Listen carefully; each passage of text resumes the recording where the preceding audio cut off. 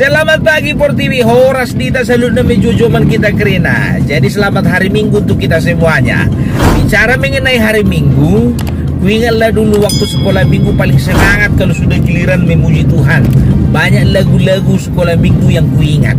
Tapi ada satu lagu sekolah Minggu beritahu kalian yang sampai saat ini membuat hatiku bertanya-tanya. Lagu Kereta Api yang seperti ini liriknya. Aduh senangnya naik kereta, kereta besar buatan Tuhan. Yang jadi pertanyaanku, sejak kapan Tuhan menciptakan kereta api?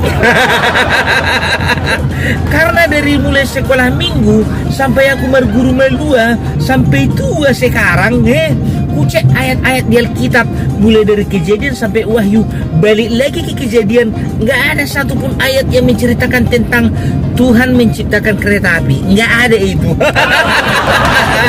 Dari dulu sampai sekarang kami diajarkan hanya ada 7 hari penciptaan. Nggak pernah ada tertulis maka pada hari yang ke-8 Tuhan menciptakan kereta api. Nggak ada itu.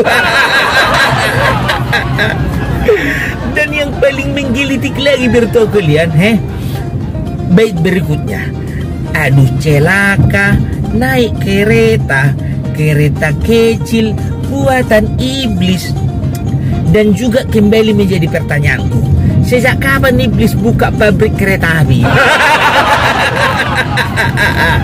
Amuna, nggak pernah ada iblis menciptakan kereta api, nggak pernah ada itu. Hoax itu, hoax.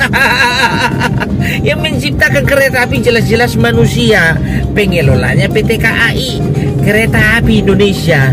Jadi mau kalian bilang semua pegawai KAI semua anak-anak iblis? Dan paling kasihan lagi aku ngelihat tukang odong-odong.